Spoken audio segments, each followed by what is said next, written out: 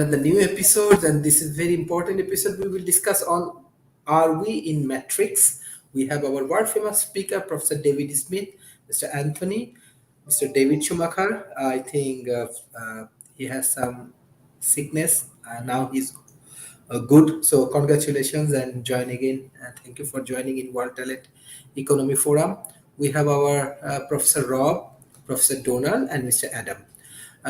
First, I would like to give chance Professor David Smith. Oh, Sharif, thank you. I mean, the concept of matrix is one that I love to begin to look there. And, over the years, science fiction has really popularized the notion that our world might not be what it seems to be, that we're living in a simulation, that we're living in a virtual state, that we all might be living in the matrix. Kind of like you saw in the different movies on the Matrix. And, in this past decade, not only philosophers and authors and others, but actually physicists and others have begun to take the idea really a lot more seriously. And actually one of them, Nick Bonston, published something back in a quarterly in 2003 that said, because of the exponential growth of computer power, it seems to be able that we can one day create an entire digital simulation of our entire universe. And, there's no reason to begin to think that it hasn't been done before. So, are we living in a real universe? Are we living in a simulation? Are we living in a matrix? How do we do that? How do we test it? And what are the ways to do that? One of the things that you see is this concept. There's really not a methodological cliff that we can climb up and look around and see if it's there and if it's really the different things. And how do we begin to do them and how we answer those questions? The University of Washington has a physicist there who's been actually doing a study for the last couple of years trying to actually answer this question about are we living in a matrix and what the idea there. And they're looking at to see if even the very limited simulations of the smallest building blocks of our universe can be created in a computer to make them look as real as they can be. And the whole concept behind the metaverse is also beginning to advance the idea that we're living in a matrix and the different ways there, and that we're all doing these computer simulations and beginning to go there and have the great time. And, there's beginning to actually be lists populated across the internet that says, here are the telltale signs that we are living in the matrix. Here are the telltale signs we're not. And it's going to be one that is going to be an idea that I think can capture the imagination of many. And it's kind of interesting in that we do digital simulations and matrix of environments and treat them as real worlds, even though we're doing a digital simulation of it. So it kind of goes to say that it is possible that people with a lot more computer power than we have in things could be doing a digital simulation and creating a matrix that we're living in here as well. But Sharif, you've got some other great speakers on too. Let me stop there and let other people put theirs in to it. And we'll come back around with some more detailed stuff later. Mm-hmm. Thank you. Mr. Anthony. Right. Simulations can only exist in a computer or in a mind, which is a very important point. Now, our universe began 13.8 billion years ago with the Big Bang, when all matter was condensed into a point and suddenly exploded, theistically speaking. Now, back to the computer-simulated universe. If we measure cosmic rays zipping through space and find that those traveling at one angle, have consistently different energies from those traveling at another angle, then we know that there's a grid structure to the universe. So through studying basically radiation from space, that is basically essentially the key here. Okay, so this basically implies that we are nothing other than a holographic projection. Everything is pixelated, made up of subatomic particles, which are strings of light that oscillate. Everything within the universe oscillates. If you amplify frequency, you change the structure of matter. So what actually appears to be solid and real around you is nothing but an illusion, in the sense that it's made up of subatomic particles. We're talking now quarks and gluons, which make up composite hadrons like pion, proton, and neutron. So everything is made up of these virtual particles that are popping in and out of existence. And this defines all of reality. The question now that needs to be asked is, well, who is the simulator behind this computer simulated universe, if you like? Who is the simulator behind this virtual reality? Now, of course, being a theist, I would say this infinite being that transcends time and space is essentially the mechanism involved with this. If we are living in a computer simulated universe, is actually the mechanism behind this whole process. So even if we are going to say that we're living in a virtual reality, you still need to look at it theistically, that actually this eternal being that transcends time and space is actually working through this virtual reality, if you like. So, and our world exists dependent on information processing that happens outside of space and time. God is outside of space and time and works through this virtual reality. Now, of course, atheists will pick up here and say, well, who created God? Well, that again is an oxymoron. This is known as a non-question. In fact, this is known as circular reasoning, and circular reasoning is the fundamental fallacy in logic. God exists, period, outside of time and space, and by definition, he is an eternal being. So you can't ask that question. Now, in fact, from a mathematical perspective, when someone challenges the existence of God, what they're saying, basically, when an atheist says that there is no God, what they're actually saying is that 0 times 0 equals everything. It's absolutely absurd. So basically, we are living in a virtual reality in the sense that even the Hadron Collider, take the Hadron Collider, we now know that empty space is not empty. Every single point in space contains information, virtual particles that are popping in and out of existence all the time. Now, this can only happen in the quantum world. It couldn't happen within our world because it would violate the laws of energy. You can't produce mass when you didn't have mass in the first place. So we live essentially in a giant cosmic superconductor where we're having these virtual particles popping in and out of existence. And all of reality can be defined by this giant cosmic superconductor. So in a sense, yes, we are living in a virtual reality. And we know this through the particle accelerator, the Higgs field. We now know that the universe is a giant cosmic superconductor, that there is an invisible field everywhere in space. And this invisible field ultimately defines all of reality. But again, it's connected to that mechanism that is outside of time and space, infinite in both time and space. So even with a virtual reality, you still need a mechanism. And that mechanism is essentially God. Now, of course, you'll get the likes of Richard Dawkins and Lawrence Krauss that will say that because empty space is not empty, and you've got virtual particles popping in and out of existence all the time, if you wait long enough, you are guaranteed by the laws of quantum mechanics and relativity to produce something from seemingly nothing, because empty space is not empty. Every single point in space contains information. These virtual particles that are popping in and out of existence. In fact, even nothing is something. In fact, nothing is a physical concept because it's the absence of something, and something is a physical concept. So there's no such thing as nothing. We have this invisible field which defines all of reality, but it cannot sit alone. It still needs to be theistic, operated theistically by this being that transcends time and space. So Dawkins and Krauss, Lawrence Krauss will say, if you wait long enough, you are guaranteed by the laws of quantum mechanics to produce something out of seemingly nothing, i.e. particles and matter, because gravity allows for positive and negative energy configurations. Something out of seemingly nothing. But that's impossible because physical laws do not create physical realities. Cellular mechanics operates under certain laws. But those laws that govern that cell didn't bring the cell into existence. So we have to be very careful when we try to ascribe creative power to physical law. Physical laws are one thing, agency is another. We need to differentiate the two. I think I've said quite a bit, so I'm going to pass it on and I'll be back for round two. Mm-hmm. Thank you. Mr. David Schumacher. I knew this would be a lively topic, and it hasn't disappointed so far, and I'm sure it won't with the rest of the speakers as well. So, are we in the Matrix? Are we in a simulation? Take the question literally. The Matrix is in the movie. Yeah, I doubt that. Okay.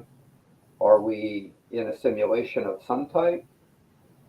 As I read and listen and watch to all that's been written and published on the article, on the topic, I don't know, it's an interesting fascination. Bolstrom's article back in 2003, as David Smith said, that kicked this idea off for me. And I thought, well, that's something I hadn't thought of before. So I played with it in the background, trying to decide what to do with it, because it is such an interesting topic. And not only is it an interesting topic among scientists, but it's also an interesting topic at cocktail parties. So it kind of bridges that gap that sometimes isn't bridged by other types of information. And perhaps that's a way to talk to people about science and technology that wouldn't normally be interested in that. Because you can go into talk about the movies, you can talk about what other scientists, physicists, philosophers have postulated and hypothesized. For example, I liked listening to Anthony's discussion about measurement of energy in various directions, and perhaps we have a matrix at that point. Another person that I was listening to says that if we're in a matrix, if we're in a simulation of some type, then this is running on some type of a machine, perhaps. And if it is, the simulations that we run currently, less sophisticated, arguably, than what would be required for the subject that we're talking about. But nevertheless, we can use the simulations that we do today, and we can see that there are artifacts that are introduced into the simulation because of the process of simulation. So, for example, artificial boundaries are introduced. If I run a simulation on a computer, that computer has a CPU speed, and nothing can occur faster than the clock rate of that CPU. That's a limit. Everything else can be codified and can be determined by the programmer, but the CPU speed is a hard limit. So we call that an artifact. So there are scientists that have been looking for that artifact in the real world, and one postulates that the speed of light is that artifact. We have this speed limit that nothing can go faster than. So perhaps there's a relationship there. So lots of interesting things to talk about, ways to talk to people, like I said, that are not normally perhaps interested in science and technology and engineering, but this might be something that might grab their attention and might lead them into discussions that can be productive and practical in today's world, which leads me to my last point, which is, so what do we do with this? What is the practical aspect of this? I think Anthony brings up a theological practical aspect that needs to be considered, but I'll give you another. And I like to think in terms of innovation, entrepreneurship, business. So I asked myself, is there a business idea here? Is there a business opportunity in this whole idea of simulation matrix, which is popular with the public? And certainly some people, intentionally or not, have taken off with this idea because they've done research, they've published, perceivably they've raised funds one way or the other by doing this. There's YouTube channels devoted to it, there's writing, there's blogs. That's clearly a business opportunity that is practical that's come out of this. And I was thinking, well, so what others? So some of us have companies that we're involved with. Maybe we insert this into our advertising, or maybe we create events around it that would draw people in, and then we can expose them to other ideas, whether it be theology, whether it be a product of a particular business. But I think that besides the interesting fact, we need a practical aspect to this, and that's what I've come up with so far. So at that point, I will now pass the baton and listen to more fascinating discussion on this subject. Thank you. Professor Rob. Well, David Schumacher mentioned artifacts, and if you're living in a simulation, the belief is there will be at least two. One is that whatever the limiting factor is. In the case of our simulations, it's the CPU or GPU, it's the processing speed, and he rightly pointed out that what you would look for is some kind of absolute. Everything else would be mutable. It would be conditions of the simulation. But what the simulation can't change is it can't change the power of the computer that creates it. That's going to be a hard limit, and that's why the speed of light is so important in this analysis, because the speed of light implies a hard limit. We have a hard limit that appears to be immutable. We can talk about folding space, we can talk about black holes, but that's like being on a road and taking a shortcut. It doesn't change the speed limit on the fundamental road. It just changed your routing. So the speed of light would indicate that we're in a simulation of at least one hard limit. The other thing, though, is an artifact that's created by whatever created the simulation, because the simulation has to have a purpose. So what would the simulation be for? Certainly could be for entertainment, but then the argument goes into, okay, then what would be the indicator of something that would be of entertainment or observable value? And there you could argue it's consciousness. Because why do you really need consciousness? The consciousness is so you experience something. It's not a requirement to move things around. It's not a requirement of life. It's not a requirement of physics or math. It's consciousness in and of itself really seems to have only one purpose, and that's so something can experience something else. So you record it, you have emotions that surround it. All things that could be observed and could be entertainment, and that does imply an external observer. There's an interesting article in Vulture that comes up with 15 reasons, and I actually was completely unaware of these, and I'll walk you through each one. The first is the Mandela effect.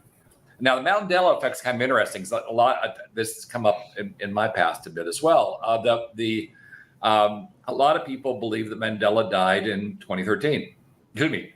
He actually died in 2013. A lot of people believe he died back in the 1980s. And that difference in memory, they argue, is one that suggests the simulation is being altered, but not being altered cleanly, so that some of us remember things occurring at different times than when they actually occurred. Mandela is the most obvious, because you've got a clear breakdown between the people that believe he died in the 1980s and people that believe he died in the 2010s, which would suggest at least there may have been a breach. Missing aliens. Math tells us we ought to have a crap ton of aliens out there, and yet we haven't found any. And the underlying argument is perhaps the computing capacity of the simulation can only handle one sentient race at a time. And so that's a showcase of the processing capacity of the simulation. Moving down to electrons, number 3 is electrons can't make up their minds.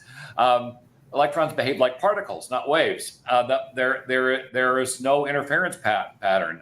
The argument underneath that is that the simulation is trying to conserve energy and resources, rendering certain things only known when you're looking at them. By the way, that falls underneath quantum technology as well, the whole observability theory that a quantum element is only defined in one of its states once it's observed. Until then, much like Schrödinger's cat, it could be positive or negative. But when it's observed, then it takes on that particular state. That's incredibly odd, at least with regard to science. And once again could indicate that this is part of a simulation of some kind. DNA. Back in 2017, a group of researchers argued that you could embed a virus in DNA. Now, that was really to talk about how computers doing DNA analysis could be compromised. But if if a virus could be embedded in DNA, that means DNA is code. And if DNA is code, that implies it was coded. And something that is coded would be something that would clearly be part of a simulation. Climate change. This was kind of an interesting one. We were on a massive path towards advancement, and climate change just pops up coincidentally. Now you can say, well, there are a lot of causes, but remember, in a simulation, that can all be created real time. You create both past and future in a simulation at the same time, and all things exist once in code. You're just taking a path through the simulation, but all the elements that are going to occur have already been designed and coded. And climate change just seems to have occurred at a very interesting time in our own development, which slows down that development, focuses a lot of resources on other things, so that we don't advance too quickly and perhaps extend outside the simulation. It also distracts a lot of people that otherwise might be working on trying to understand the simulation from understanding the simulation.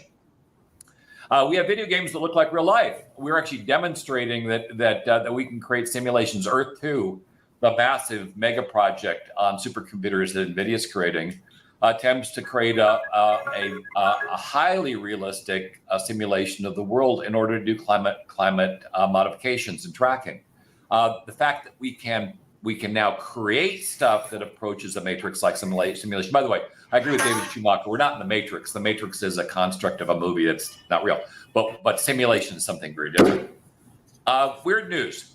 They're just weird stuff. If you look at the odds against electing somebody like Donald Trump as president, Brexit, which made no friggin' sense at all, the Oscars envelope mix-up, things that are individually look coincidental, but collectively the odds were highly against it. Take the Oscar mix-up. Those envelopes were multi-reviewed, accountant firm reviews them, multiple people handled them, and yet the mistake still occurred. Shouldn't happen. There are all kinds of examples of things that you could argue shouldn't happen, but they actually did, indicating there might be quirks in the code. The code itself may have bugs, and we may be observing bugs in the code. The universal rules.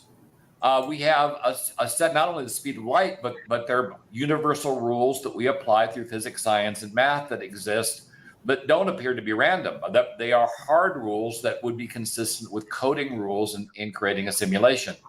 And of course, we now argue it's actually not possible to prove we're not living in a simulation. That's one of the big problems right now, of course, is if you're in a simulation, how would you prove you're not living in a simulation? You are contained within the simulation elements. The only way you could prove or disprove the simulation would be to extend yourself outside the simulation. Absolutely, extend yourself outside the simulation and observe it from outside.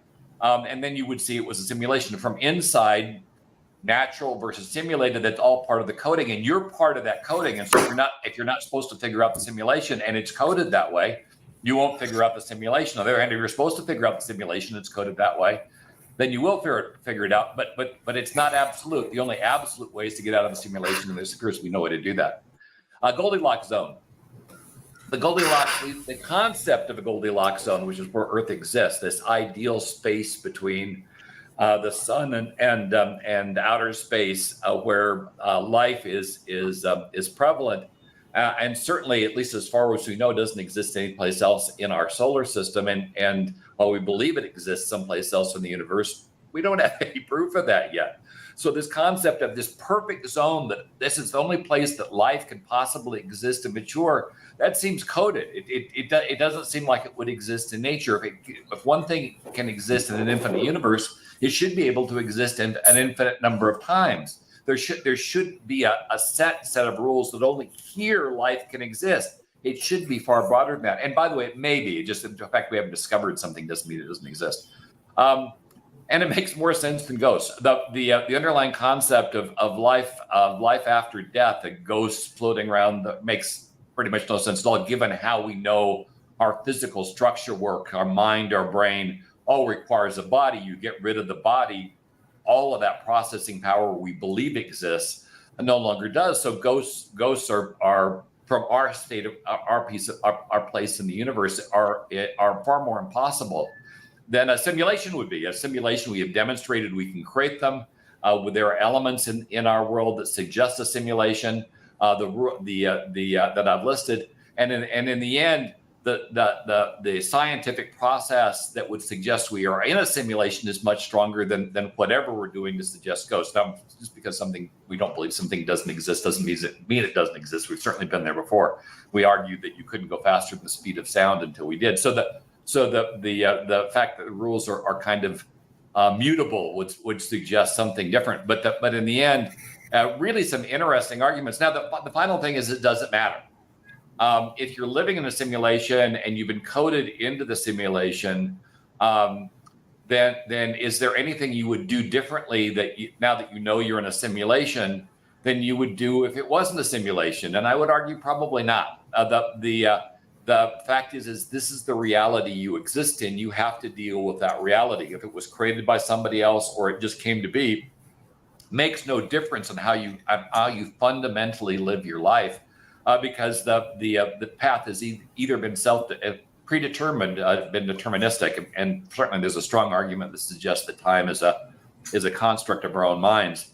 that everything that will exist and has existed all exists at the same relative instant, and it's like a record, and we're simply traveling around that record. But the record itself exists. But that would that really change how you did anything? It wouldn't even really change how you think of things, because anything you thought about would have already been predetermined and carried through. So from the standpoint of worrying about this, it's a mental exercise, and it's certainly a lot of fun. But in the end, it probably doesn't impact, unless you want to just talk about theory like we are today, anything that you're going to do. You're still going to marry who you're going to marry. You're still going to decide to have kids. You have kids. You're still going to pick the career path you're going to pick, regardless of whether it's a simulation or something else. And so in the end, while it's an interesting exercise for us individually, it may not have an impact, except for one thing. If you're in a simulation and you know that there's only one immutable rule, it does imply that there's a potential that you could change those other rules, that there is a way you might be able to access the code yourself. And there have been a number of science fiction books, of course, that have explored this over time. But this idea that if at some particular point you can figure out the simulation, there might be a way to recode it. And that could be really interesting. That means a lot of the things we think of as limiting may not be limiting. And I certainly find that over time.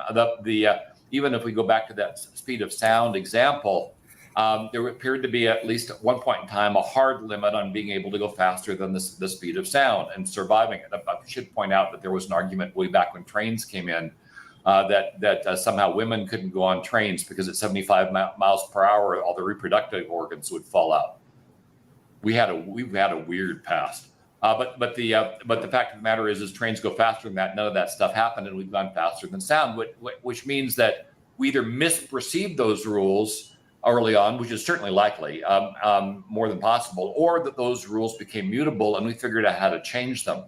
That could be really interesting. If we're in a simulation and that simulation could be altered, and there may be only one or two things that are mutable, then that gives us an opportunity to do things we've never thought about before, including changing the very simulation we're in. So that's what makes this whole discussion interesting. The fact that we might be able to change the things and recode our simulation from inside it. So interesting topic today, and I'll pass the hat. Thank you, Professor Donald. It's interesting listening to everybody. I really appreciate what Rob started out, which is it really doesn't make any difference.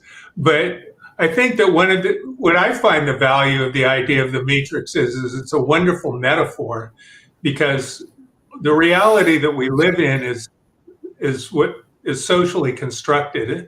I don't know if anybody's ever seen the wonderful movie The Gods Must Be Crazy, but in the movie there's a scene where a bush pilot throws out a Coke bottle into the Kalahari Bushmen who have lived completely isolated from the rest of the world, and they have no technology, and they live in complete peace and harmony with nature. And they've never seen anything like it, and they can't figure out what it's for.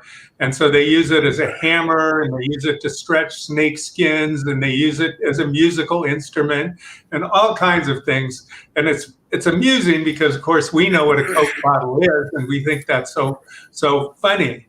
But the meaning of things around us isn't in the things. The meaning of things around us is developed from what we've learned from our other people around us and the social world that we live in.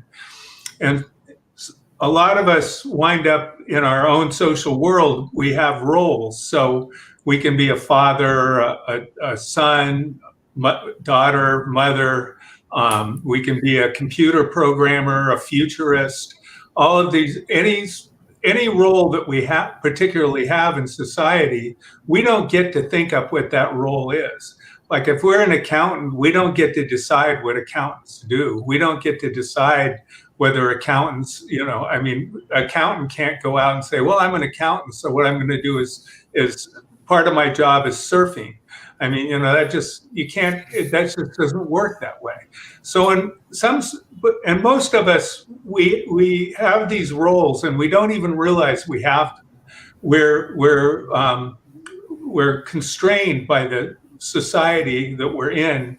And just like we can look around and we share the meaning of everything. Like I can point to a chair or a bird or whatever, and I know you know what that means, and you know, and we know, and we can communicate because of that we have this shared knowledge of the world around us.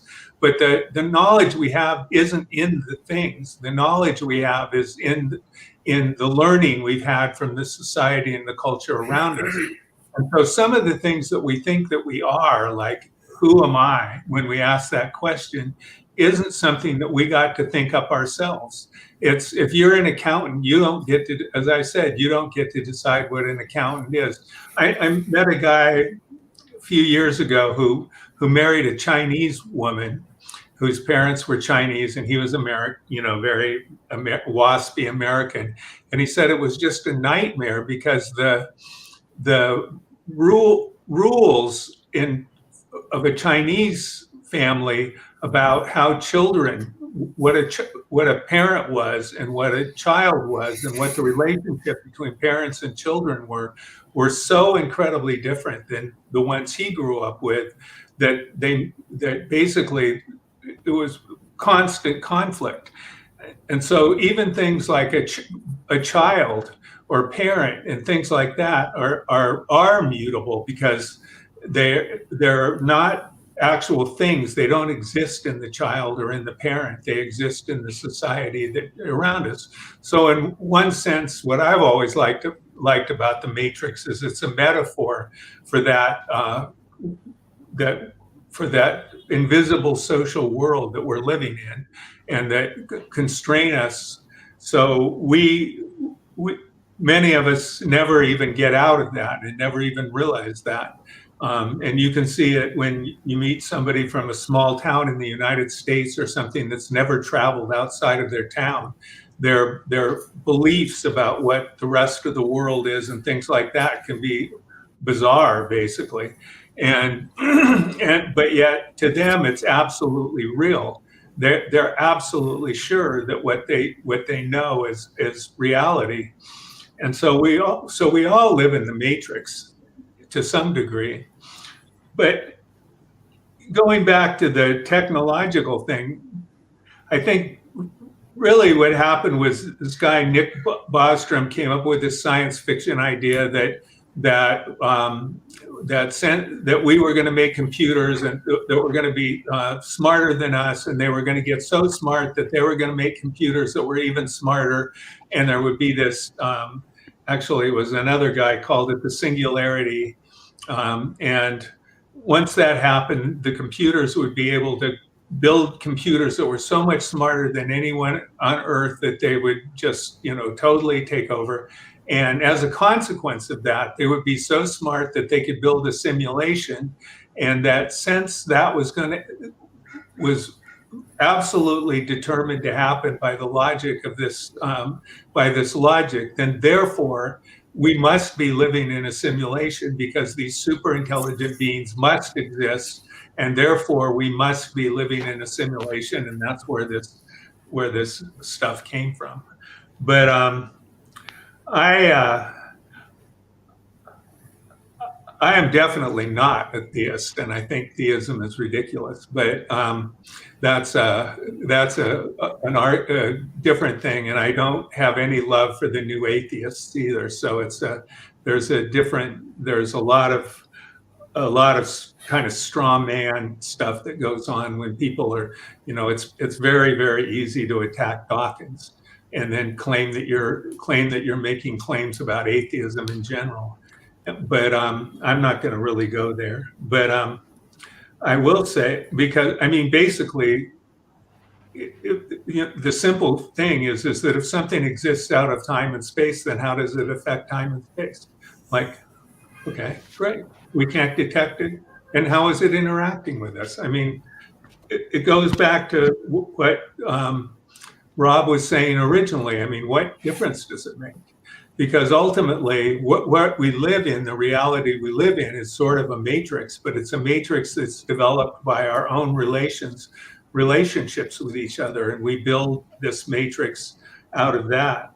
And what the question of, like, is there an ultimate reality of some sort, whether it's somebody that built a machine that's a supercomputer that we're all inside of and we're just matrix, or that there's some sort of a reality that God made, or there's some sort of a reality that was created by random interactions in the universe over time, doesn't really affect us at all, because what's real is that the sum totals of our relationships with each other create the reality that we experience, and so it doesn't, as Rob said, it doesn't really make a difference if there is or not. I just, personally, it just seems to me that adds a level of complexity. And then when you start like looking at how big how much computing power it would take to make a simulation that we're talking about, it's like, I just don't know why you'd even go there. I mean, I think it's a beautiful metaphor, but I don't think it has anything to do with, it's not a useful idea about how things really are. So that's. Thank you. Mr. Adam. Thank you, Sharif. This is a great question, a really great, interesting question. I noticed that our discussions are starting to include more esoteric and Gnostic philosophical topics and questions. Of course, the question depends on how we define matrix. Obviously, a lot of people who hear the word matrix, their mind and imagination go straight to the movie, or the movie series rather, and see it through the lens of that kind of cyberpunk hacking AI aesthetic, all green and black and grey, numbers and code and so forth. But for me, more broadly and more generally, the word matrix applies to any constructed space or network, or any artificial infrastructure designed and built to keep certain life forms contained, usually living under the stewardship of a more advanced race of beings who are the same ones who built said infrastructure. So I would call a farm a kind of matrix for animals. For example, if some murdered cattle asked me, Adam, do we cows live in a matrix? I would answer yes. They are contained, kept in a certain state of ignorance, only permitted to do certain things whilst being prevented from doing other things that might be in an animal's preference system if it was allowed to be, are exposed to certain stimuli that are carefully dispensed by the farmer, are only allowed to breed at certain times, are deceived into thinking this is all life has to offer, there's nothing else beyond this. You see a lot of devices attached to animals like cattle for milk extraction, and which are very reminiscent of the humans in pods scene from the movie Namesake, when Neo plugged or woken up, pipes going in, pipes going out, cooped up in cramped spaces. So I think that we are in an equivalent to that, built to contain human beings like us? I think yes. So we have all these orders of life below us humans, going from humans, then dogs, then birds, then mice and rats, then bugs and insects, then tardigrades, then viruses, and so on. It makes sense that there should be just as many orders of life above us. It seems very unlikely to me that humans just happen to be at the top of the food chain or hierarchy or pyramid of power or sentience or whatever you want to call it. And using the cattle farm analogy, I'm confident that cows, sheep and pigs would see us as gods, and we are gods to them, and we control them and use them as resources, born, raised and killed or slaughtered in an artificial living space that has boundaries they cannot cross, ways of living that they have no choice but to adhere to because they do not know any better. They cannot imagine or conceive of a world beyond the veil, but that world is there because we are in it. So does that mean that we humans are also trapped in an equivalent system designed to contain us, built by a race or species more advanced than us? Again, I say yes. And interestingly, the Matrix idea didn't originate in 20th century science fiction. It has always been around as a concept within Gnostic belief systems and spirituality, the demiurge and all matter is evil and so on. However, I find the "are we in a simulation" thought experiment rather inconsequential, as others have said, despite being a very interesting and fun question, because for me, this is still all real. Just because something is built and artificially realized, it might be built, but it still exists. It's still here, and it's real enough to live in. If you have to survive and are starving in a maze or labyrinth, you can't just say this labyrinth is just an illusion, because that is not enough to either get you out or tear the labyrinth down. It would still remain, and it's enough to prevent you from drinking or eating anything and just starving and thirsting to death. It's big enough and it's real enough to kill you if you are lost forever in it. So that is what we have to do. Just carry on living and surviving and trying to enjoy life, whether this world, this universe is a simulation or not. Thank you. Thank you. Mr. Markley.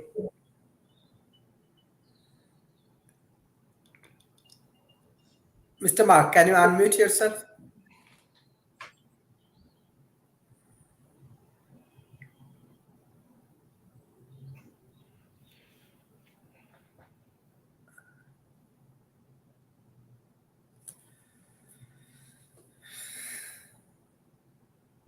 Sorry about that. I was multitasking. Y'all know I love to multitask and all of that. But yeah, we're definitely in a interesting space and interesting time. I've oftentimes felt that we were in the Matrix and all in that space. I was actually just having a conversation with a friend of mine in the religious space, and I'd love to hear maybe even Anthony's thoughts about this. But I consider myself more of a spiritual being than a religious being, and part of that is that I get frustrated, and it comes down to the Matrix and who's in control of the Matrix, because sometimes I get frustrated by some of the control elements that exist in our organized religion space and all along those lines. So that's why I consider myself more spiritual than religious, because sometimes I get frustrated when I hear the extremes on all sides. It doesn't matter whether you're Christian or Islamic, whether you're Hindu, or whether you're part of these nature religions and things of that nature. A lot of times we are so caught up in the power structures, even in the religious community, that it sometimes feels like that even plays into the Matrix. So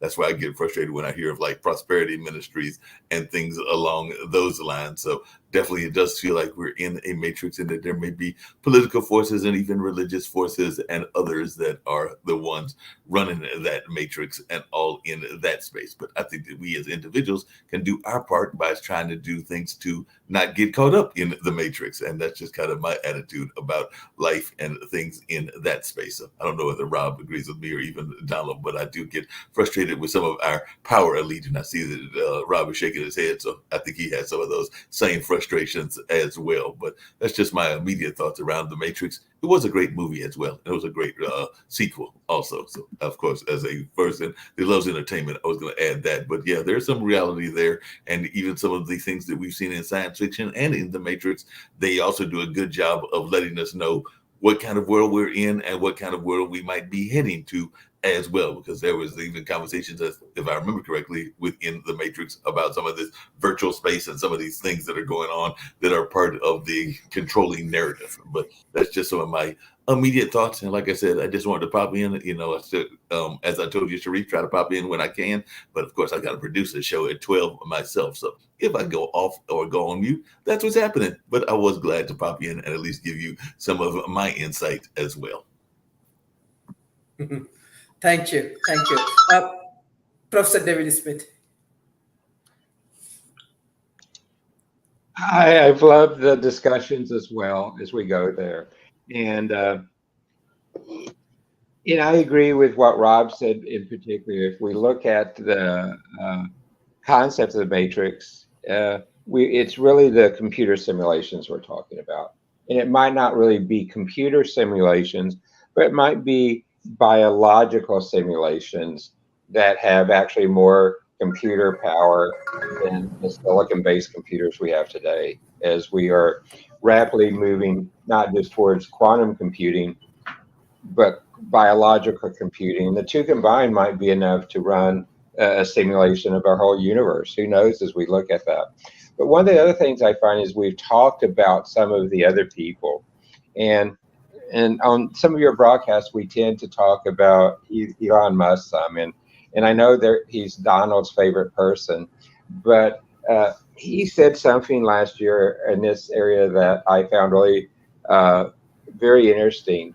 He said that by his own predictions, there's only 1 in a billion chance that we really live in reality as we know it today. And the odds are astronomically high that we live in a simulation. And, I love hearing folks like that too. And we're seeing that if you go back and look at what Stephen Hawking said, if you go back and look at, like I said earlier about Nick Bronstein and others, they have really begun opening the ground that we're in this time where we now have enough knowledge to realize that reality has many different things. As we talked on one of your earlier broadcasts, Sharif, about are we in the universe alone? And we talked about how it could be very possible that we are living in multi-dimensions. Multi-dimensions can also be constructed to believe, are we living in a matrix? And each of the dimensions, that can be different parts of the matrix. And do we have the ability to cross between those dimensions? Do we have the ability to cross in between the different computer simulations or whatever type of simulations we're running?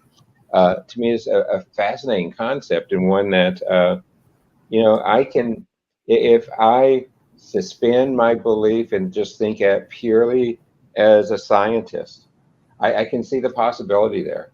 If I think about it as a philosopher, I can see the possibility. And I love to think of the possibilities, but there's so many tangibles and intangibles that are built around the fact that are we in a matrix? And those intangibles of, as we've talked about religion, those intangibles about our views of creation, those intangibles about how do we really accomplish things? Do I have any free choice? Or if I truly am in a computer simulation, is free choice a moot point because I've already been programmed what I'm going to do? And if that's the case, I've already been programmed. God, I would love to talk to those programmers to change my programming from some of my past so I don't do those same things again. But you begin to see these different variables in it. And I'm, for one, fascinated by this concept. And Sharif, you've given me a topic to drink some tequila with some of my friends and get into the discussion even deeper. So thank you, Sharif. And I really enjoyed this broadcast.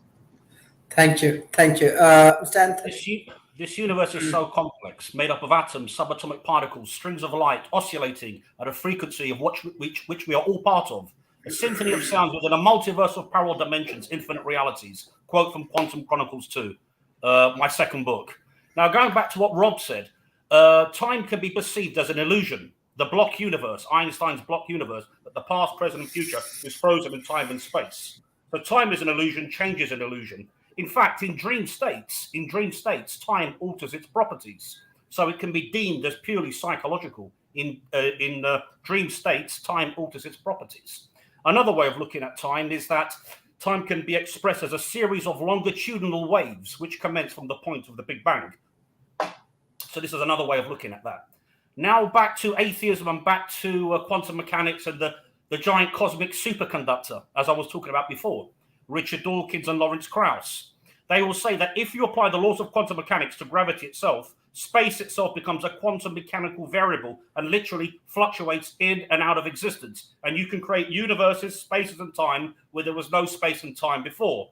Well, I'm sorry, Donald, that's impossible. Physical laws do not create physical realities. The laws of quantum mechanics alone cannot create anything.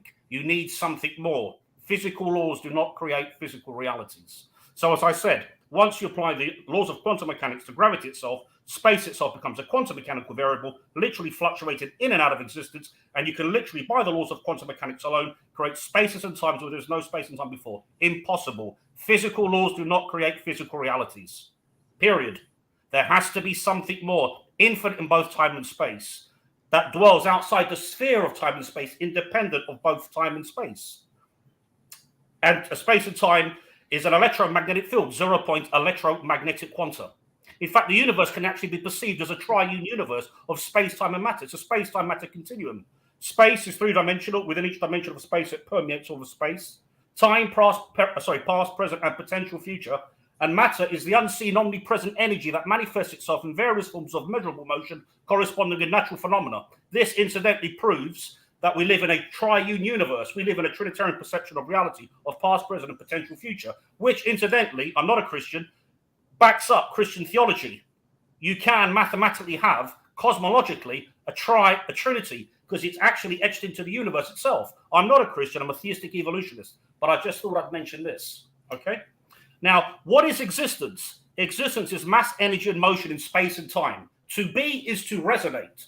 To be is to resonate. What is consciousness? Consciousness is the continual creation of models, feedback loops which describe a model of our place in space and time.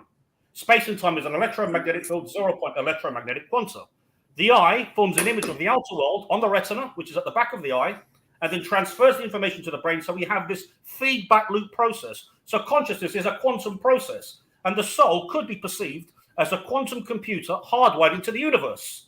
In fact, the brain consists of, well, all of reality consists of quantum fields. So the brain is just made up of quantum fields, essentially speaking. So the complexity of life within the quantum world is such that it demands something more. This invisible field that defines all of reality.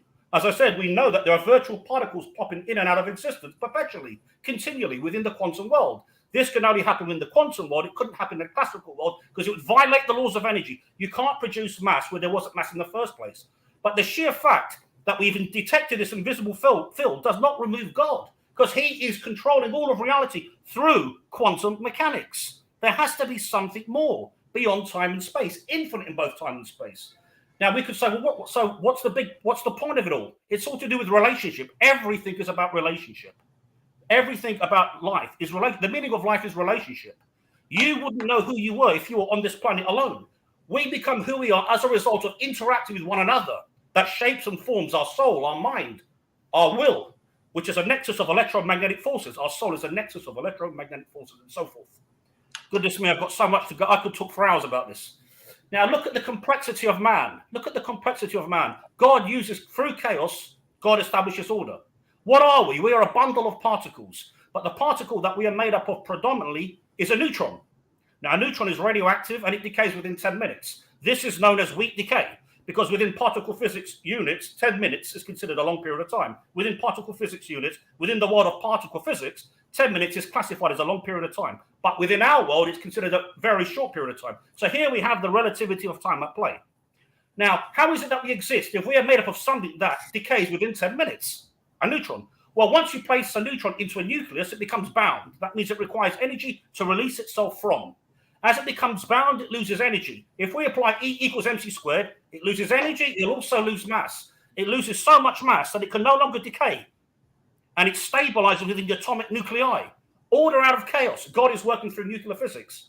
Incidentally, when a neutron decays outside of the nucleus, it decays into 3 particles because of the first law of thermodynamics. You can't destroy energy. So once a neutron decays, it becomes a proton, electron, and neutrino.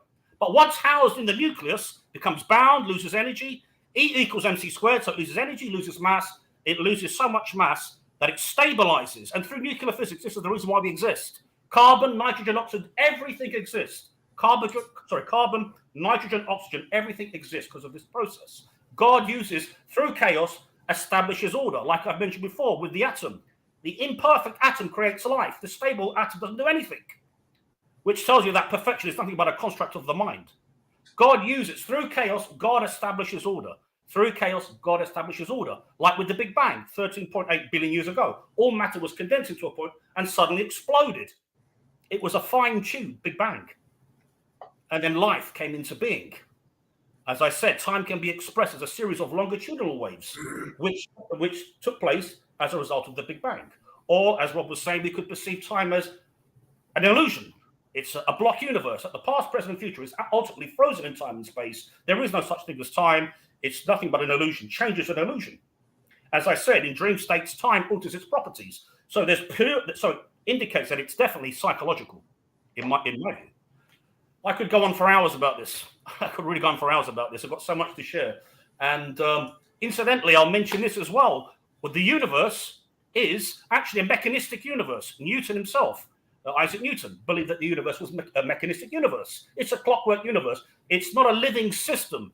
A dynamic universe is a living system. It gathers information as it goes along randomly. So it becomes unpredictable in terms of its evolution, cosmologically speaking. But we have a mechanistic universe. A mechanical universe requires a mechanism, this being that transcends time and space, independent of both time and space. I'm not being arrogant, but Richard Dawkins and Lawrence Krauss wouldn't last 5 minutes with me. Not 5 minutes. As I said, I'm open to debate anyone on this. On this, nobody will beat me, I guarantee you. Right, another point I'd like to make, the eternity of matter theory.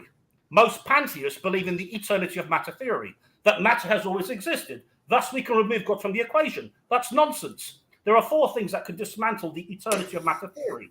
1, if the universe was eternal, it would have reached a point where it would have used all its usable energy. The universe is full of cosmic energy. Secondly, entropy, the second law of thermodynamics, takes place in the cosmos. Entropy, the second law of thermodynamics, the immutable metaphysical law of the universe. We see death within the universe as a star succumbs to gravitational collapse and dies and becomes a neutron star or a black hole. So there is death within the cosmos, which tells us that there was a point genesis to the universe. Also, background cosmic radiation. We have detected background cosmic radiation, heat remnants from the Big Bang. We know that an explosion took place.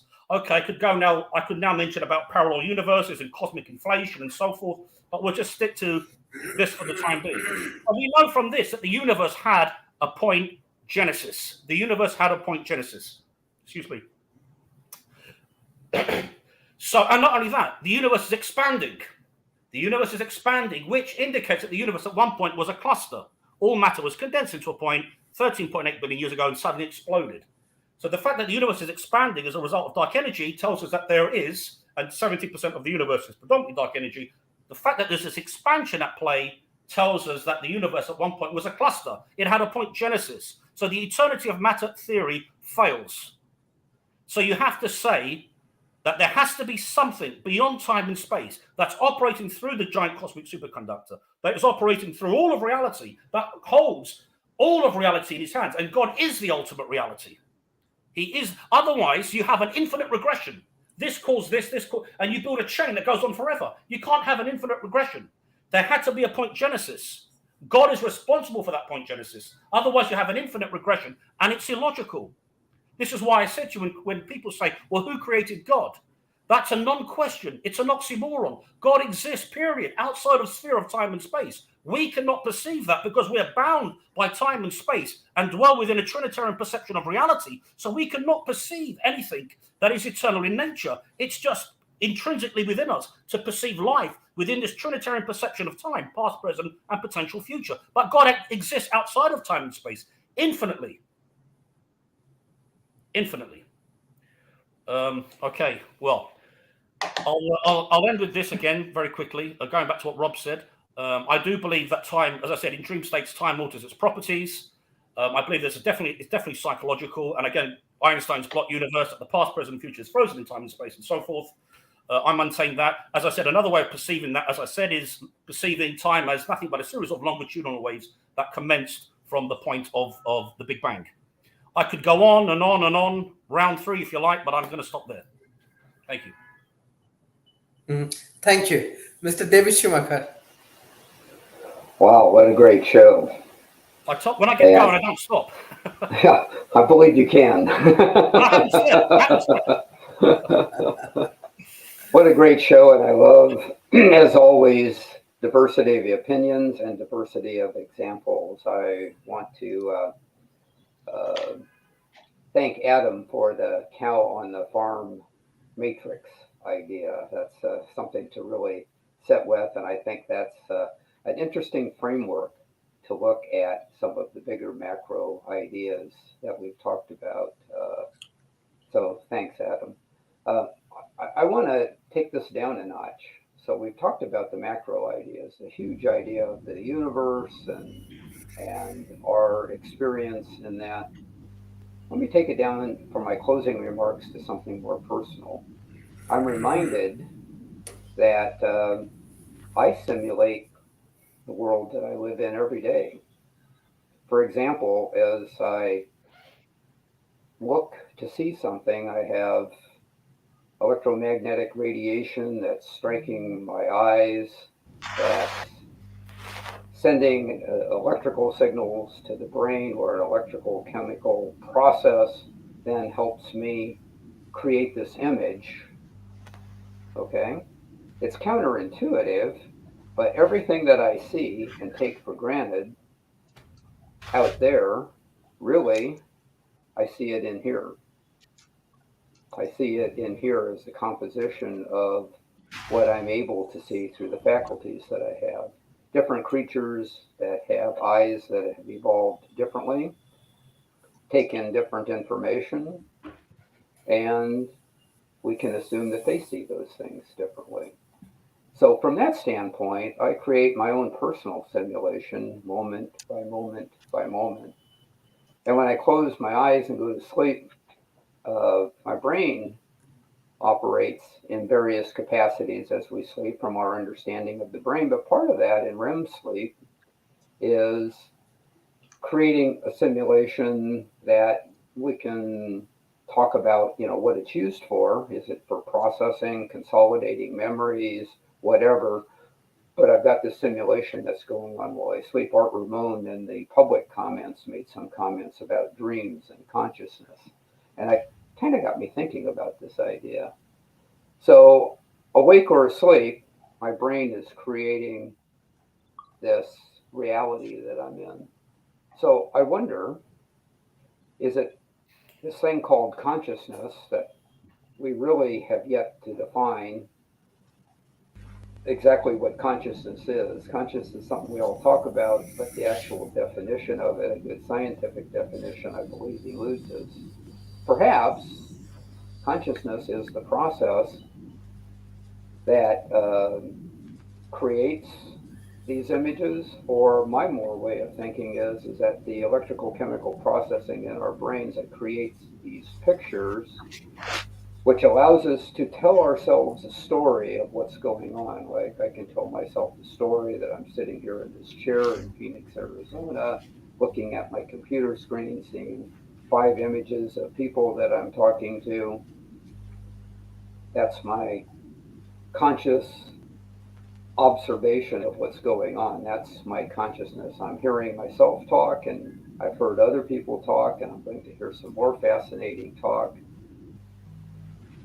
So where's that leave us? I create my own simulation. I interpret my own simulation. I tell stories about my simulation. That story is what happened to me yesterday and what's happening to me now and what I project might happen tomorrow. More great cocktail party stories to talk about. I'm enjoying all of this. Thanks to each. I need a cocktail myself. Believe me. And I'll pass the baton and let Anthony get on to his cocktail later on, because I know while it's morning here, it's probably getting close to cocktail time about where it is. It is. Good time. So with that, I pass the baton. Thanks, everyone. Thank you. Professor Rob. Well, it's kind of well timed. Yesterday I attended the Lenovo Tech World event, and one of the sections was on creating a metaverse and breaking down how you would go about doing it. Creating a realistic simulation and placing people in it. And the 4 elements, which I'll share, that the CTO, Young Rao, described. One was he started off with layers, which is really where you place the elements of the simulation that you're going to create. It provides a navigational structure so that you can then navigate what is put in place. Then you on top of the layers, you create structure. Think of this as kind of a wireline drawing of what it is you're going to create in the environment. Then on top of that geometric structure, you create a realism, textures, if you will, that gives the elements the appearance of reality. Things look real, appear real. And then the final thing you do are object semantics, which really comes back to the rules. How do these things behave with each other? How do they interact? And each of these things, when coded, are immutable, but the code itself can be changed and the underlying rules can be altered. And that still takes us back to the two things that can't be changed.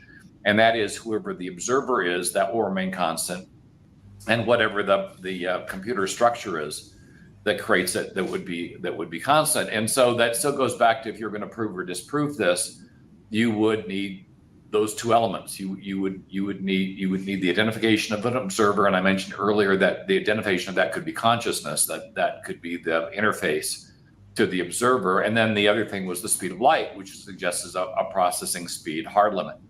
And that does suggest that we're in a simulation. And finally, the fact that when you're in a simulation, there is at least the potential of changing everything but those two fixed elements.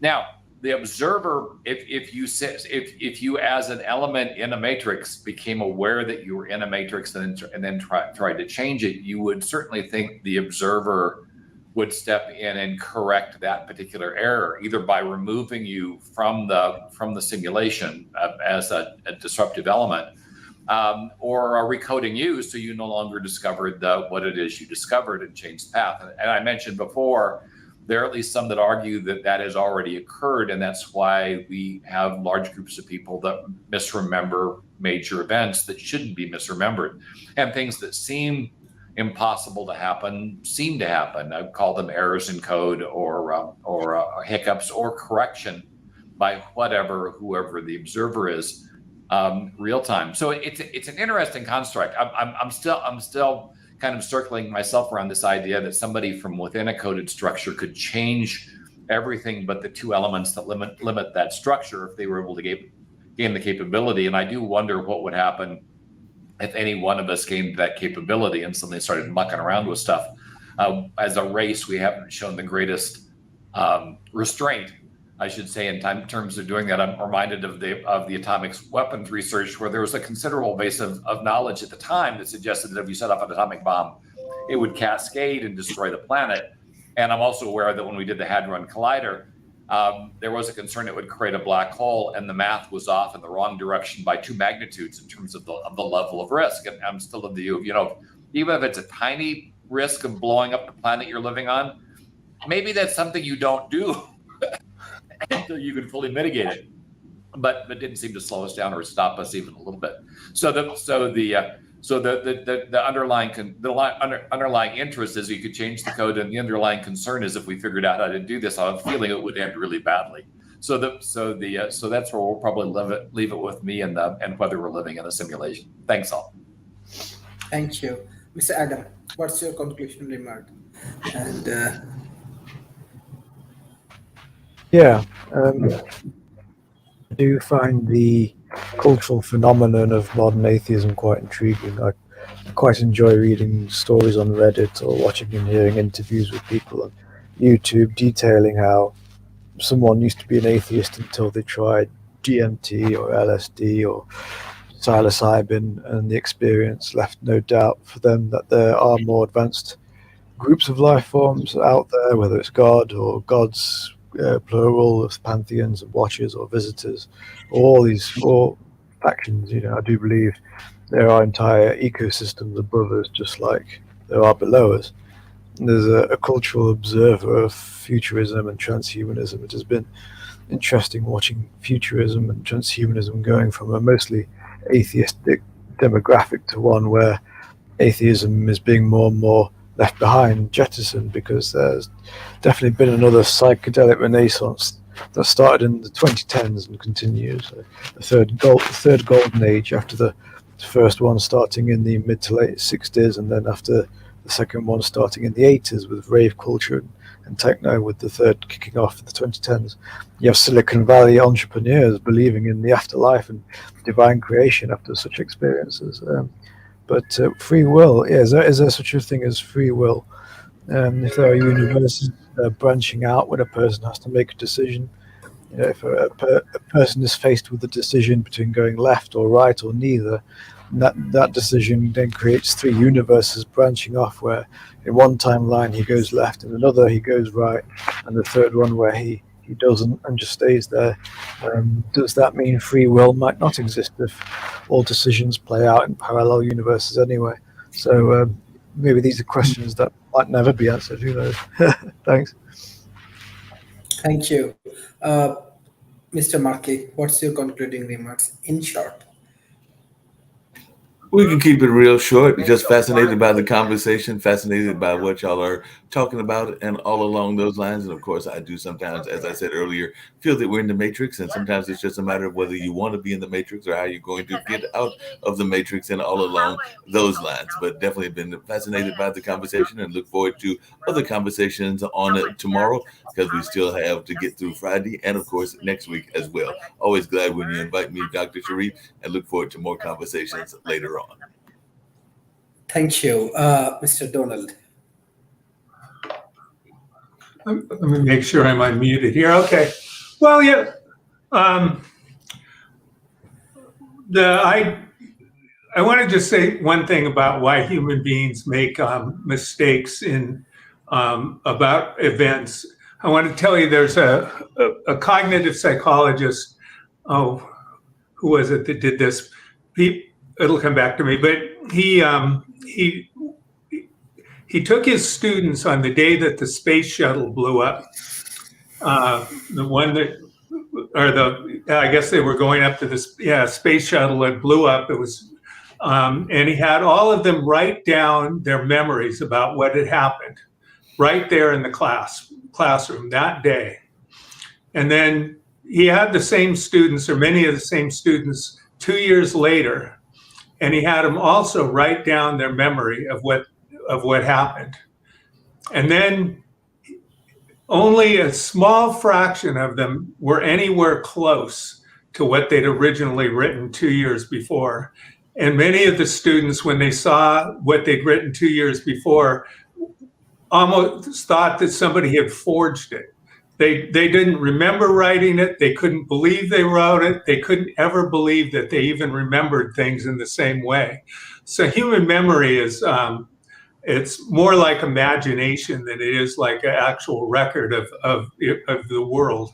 So the fact that that we misremember things is just part of the system. That's not an indication of anything. One of the questions I'd like to just have everybody think about, or I think I would think about, is, well, how would you know if you were in the matrix or not? I mean, what is it that you know? I mean, we can make kinds of speculations, like we can say, well, laws can't do this and that. But of course, laws can't do that. Laws are not active things. Laws of nature are observations that we make of repetitive events that we like extrapolate.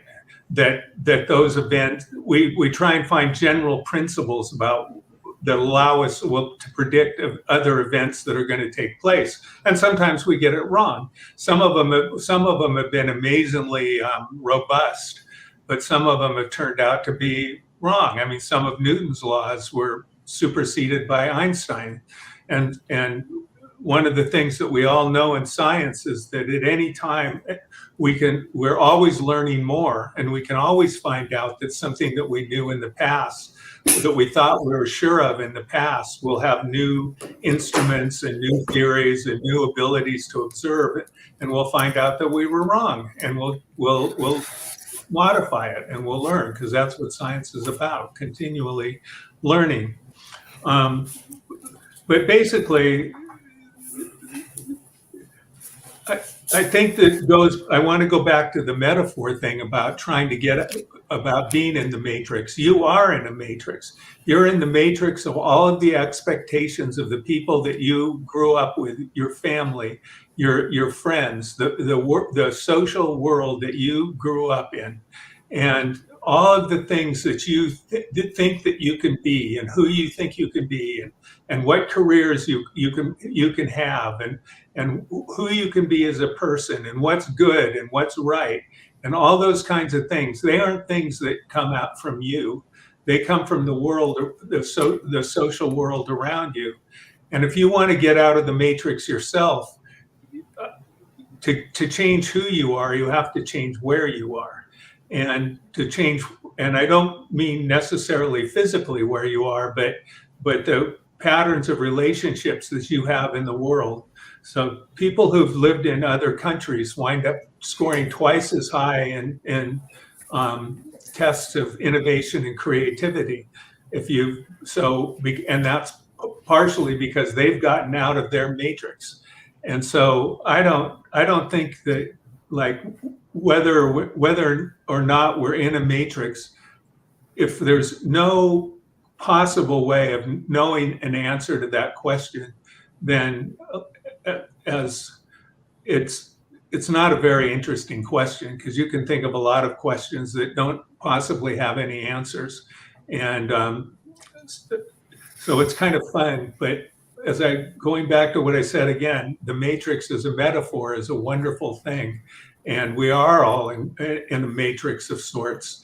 And it's a wonderful and valuable thing to see that and see what you can do about kind of getting out of that and expanding, taking the red pill and seeing what's possible. Thank you. Thank you, everyone. I just want to say, excellent session. Thank you, everyone, for joining today's sessions. See you tomorrow. Thank you. Bye-bye and take care. Bye.